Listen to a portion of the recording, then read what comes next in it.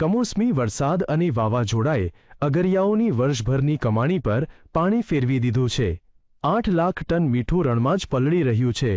સુરેન્દ્રનગર જિલ્લામાં મીઠું પકવતા અગરિયાઓના 2,500થી વધુ પરિવારોની રોજીરોટી જોખમમાં મુકાઈ છે।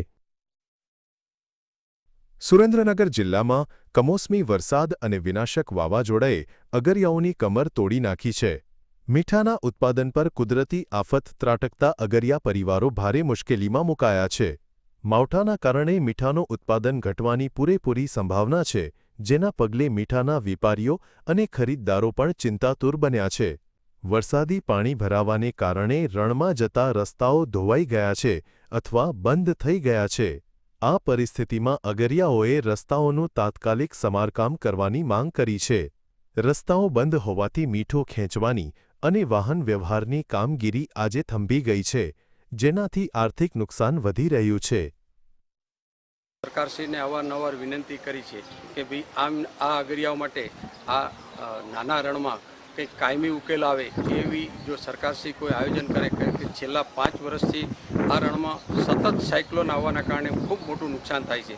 8 મહિના કાળી મજૂરી કરી આ પરિવારો જે મીઠું પકવે છે એમની મૂડી ધોવાઈ જાય છે। સાથે સાથે નાના વેપારીઓને પણ આનાથી ખૂબ મોટું નુકસાન થાય છે। જો રોડ રસ્તાઓ પણ સારા થાય તો મીઠું અમે વહેલું ખેંચી શકીએ, તો જેનાથી અમને આ જે માવઠાનો માર પડે છે એનો માર ઓછો પડે અથવા તો નહીવત પડે અથવા ન પડે એવી પરિસ્થિતિ સર્જાય। તો સરકારશ્રીને અમારી નમ્ર વિનંતી છે કે અમને રોડ રસ્તાનો કામ કરી આપે તો અમને આમાં ઘણી રાહત થાય। રણમાં અંદાજે 8 લાખ ટન જેટલું પાકેલું મીઠું પડ્યું છે, જે વરસાદમાં પલળી જવાથી નષ્ટ થવાની ભીતિ છે। આ આફતના કારણે રણ પર નભતા 2,500થી વધુ પરિવારો પર સંકટના વાદળો ઘેરાયા છે। અગરિયાઓએ પોતાની હૈયાવરાળ ઠાલવતા જણાવ્યું છે કે તેમની આખા વર્ષની મહેનત હવે જોખમમાં છે। 4-5 વર્ષથી અમને કમોસમી વરસાદના કારણે નુકસાની વેઠવી પડે છે। સરકાર કદાચ સહાય કરાય તો એવી અમારી અપીલ છે।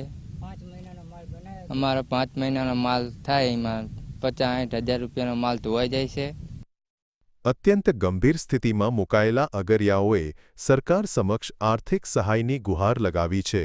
અગરિયા સંગઠનો દ્વારા નુકસાનીનો સર્વે કરી વહેલી તકે વળતર ચૂકવવાની માંગ કરવામાં આવી છે। જો સરકાર દ્વારા સમયસર મદદ નહીં મળે તો હજારો પરિવારો માટે ગુજરાન ચલાવવું મુશ્કેલ બની જશે।